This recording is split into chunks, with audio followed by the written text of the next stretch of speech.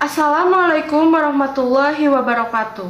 Perkenalkan, nama saya Nurwinda Anjani dengan NPM 101205000. Di sini saya akan menjelaskan mengenai kematian.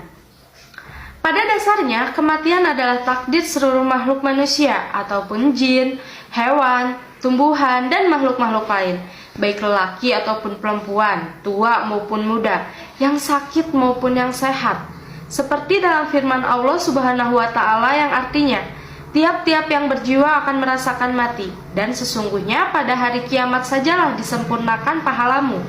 Barang siapa dijauhkan dari neraka dan dimasukkan ke dalam surga, maka sungguh ia telah beruntung.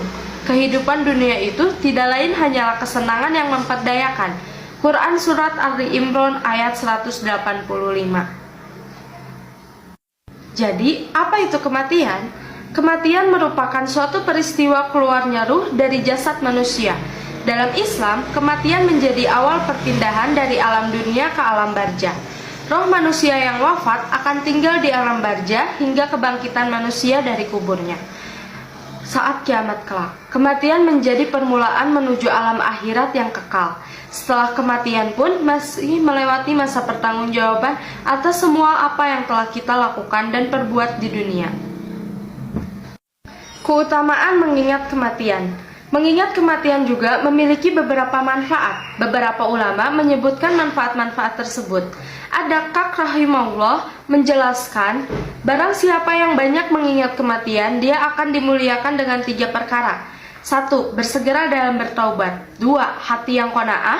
3. Bersemangat melakukan ibadah. Barang siapa yang lupa mengingat kematian, dia akan dihukum dengan 3 perkara. 1. Menunda-nunda taubat. 2. Tidak ridho terhadap pemberian atau takdir Allah. Dan 3. Malas beribadah. At-Tazkirah ayat 27. Selanjutnya saya akan menjelaskan mengenai 3 golongan manusia. Jika seseorang mengetahui kapan ajal akan menjemputnya, pastilah ia akan mempersiapkan kematian dengan sebaik-baiknya. Di antara manusia, terdapat 3 golongan dalam menyikapi kematian.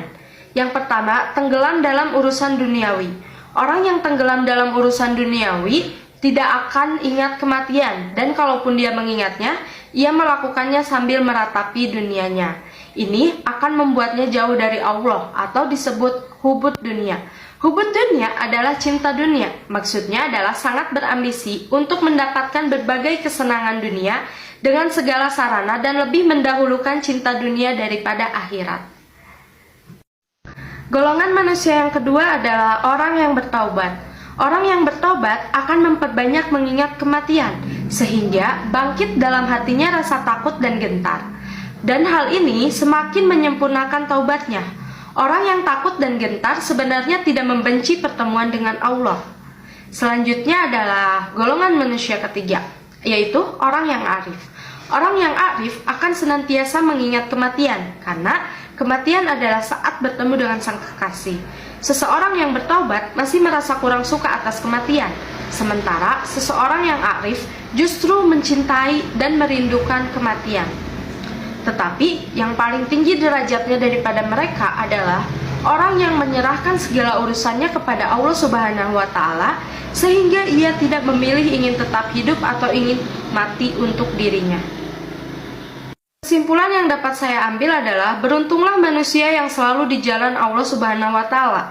Kematian suatu peristiwa yang menakutkan bagi orang di dunia ini. Maka jagalah diri kita dan dalam menjalani hidup di dunia ini. Jangan dunia menjadi tujuan utama kita, tetapi hidup di dunia ini jadikanlah sebagai ladang kehidupan yang utama untuk beribadah kepada Allah Subhanahu wa Ta'ala.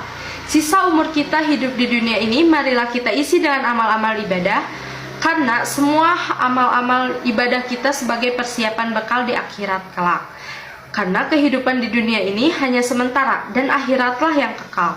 Maka mulailah dari sekarang berlomba-lomba di dunia dalam kebaikan dan menjauhi perbuatan dosa.